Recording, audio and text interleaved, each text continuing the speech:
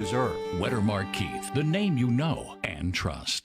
Crime Stoppers with Greg Glover, Wednesdays on Channel 3.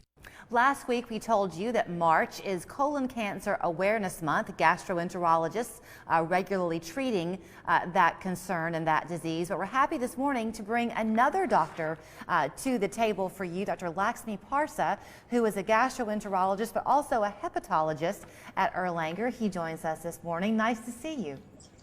Good to see you. Thanks for having me here today. So give us a bit of an education. It's nice to have you. As a hepatologist, what is it that you are seeing? Because you're the only, as I understand it, board-certified hepatologist that we have in the area. Yeah, so I'm glad to be here. And as a hepatologist, we deal with advanced liver disease. Anybody having cirrhosis from any other reasons, having start to have complications requiring a liver transplant, we can deal with those advanced liver disease, and then we can identify people who require transplant, and then we can start their pre-transplant workup, and then when it is time, we can refer them to a nearby transplant center, and then we can also take care of those patients once they have transplant, and we can provide this expert advanced care in our locality. So what is a fatty liver exactly, and do more of us have one than we realize? Yes, so far hepatitis C and alcohol have been the leading causes of liver disease, but recently the trend has been fatty liver has been the most common cause. People with obesity, diabetes, cholesterol, and also some genetic risk factors make them at risk of having fatty liver. And fatty liver over a period of time can cause a lot of inflammation or non-alcoholic steatohepatitis. And when it progresses unchecked, it can cause cirrhosis of the liver, causing a lot of complications and liver cancer. So as a lot of population in the country are having most of these risk factors, so this is very important to address this, identify the problem very early and address it properly. I know you mentioned that obesity can be a concern for that, but is dieting a concern? We tend to be in this country always on a fad diet. If you're eating too much protein, can that be a problem? Too much protein may not be a problem, but I always recommend a balanced diet. We need protein, carbohydrates, and fat, but we need them in a balanced proportions. So it's always advisable, if somebody wants to do any particular diet, it's advisable to have an opinion from an expert, like dietitian or nutritionist expert opinion. It seems like there was a time not too long ago, really, that we didn't talk a lot about hepatitis C. Now it's a pretty commonly discussed issue. Is that because more Americans are being diagnosed with it?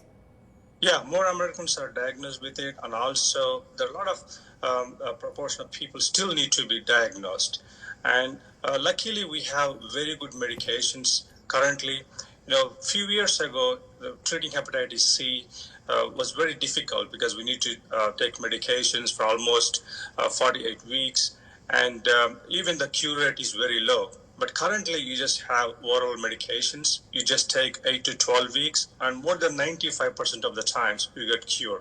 So that's why I recommend anybody who thinks at risk of having hepatitis C, or even they want to get checked, they can talk to their primary care provider and get checked for hepatitis C. And then if they're diagnosed positive, we have very good medications, and we can treat them effectively with more than 95% of the cure rate. I think I misspoke when I was introducing you, and I said that you are the only board-certified hepatologist. Really, you're the board-certified transplant hepatologist. Yes. So when people come in, your patients come into your practice, where in their stage of the disease do they have to be in line for a transplant? So usually we talk about transplant when they start to see complications from advanced liver disease. Usually, people with advanced liver disease get what we call ascites, that's just fluid accumulation in the belly or like throughout the body. They become confused because there's some chemicals accumulate in their brain, and also they get bleeding because of dilated blood vessels in their food tube or in the stomach, what we call varices. and then they also are at risk of cancer in the liver. So when they start to see these complications, that means they might be having more advanced liver disease. And we look at a score called MEL score. When their score reaches 15, that means they might benefit from liver transplant. So that's when we closely follow them, we evaluate them for liver transplant, and then when we can refer them to a nearby liver transplant center. You also had mentioned earlier about the risks of alcohol consumption when it comes to the health of your liver.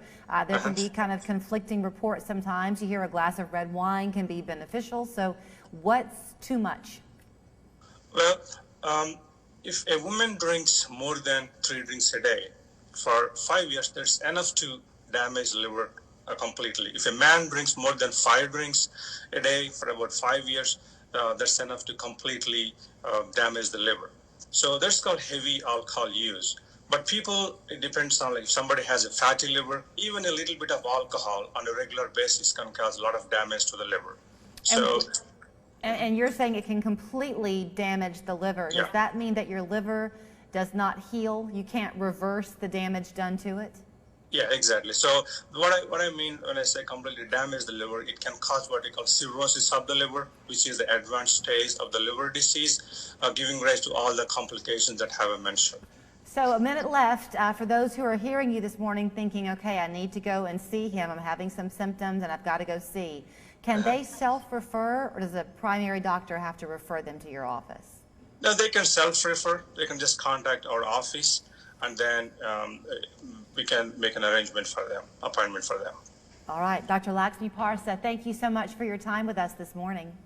Thank you so much for having me here, and you have a good day. Thank you. You have a great day as well. So you can find him at Academic Gastroenterology. It's part of Erlanger Health System right there on East 3rd Street. 778-4830 is the phone number. Online, erlanger.org/gastro. We're back after this.